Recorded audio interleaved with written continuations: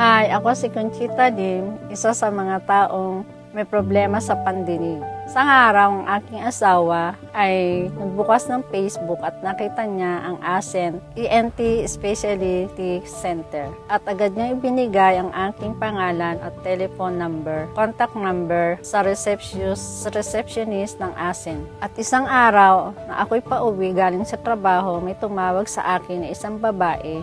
Ito ay aking tinanong kung bakit niya ako tinawagan. At kanyang ipinaliwanag sa akin ang tungkol sa kanilang promotion tungkol sa mga taong hindi nakakadinig. At ako ay paggawa agad, ako'y nagpabook ng appointment at ako'y kanyang inirefer kay Dr. Cindy Thomas. At pumunta kami ng araw ng linggo sa kanilang clinic at ako'y inassist agad kay Dr. Cindy Thomas. At ako'y agad in-endoscopy test. Pagkatapos ng endoscopy test, nirefer niya ako kay Dr. Sarapudin. At kinausap agad ako ni Dr. Sarapudin tungkol sa aking karamdaman at pinaliwanag niya agad sa akin ito. At ako ay nag-decide na magpa-opera dahil gusto kong makarinig na muli. Na ako ay kanilang naasikaso ang lahat ng aking dokumento para sa pagpapa-opera at inayos nila ang aking insurance. Malaking tulong iyon sa akin dahil hindi covered ng insurance ang hospital na Meteor Hospital para sa aking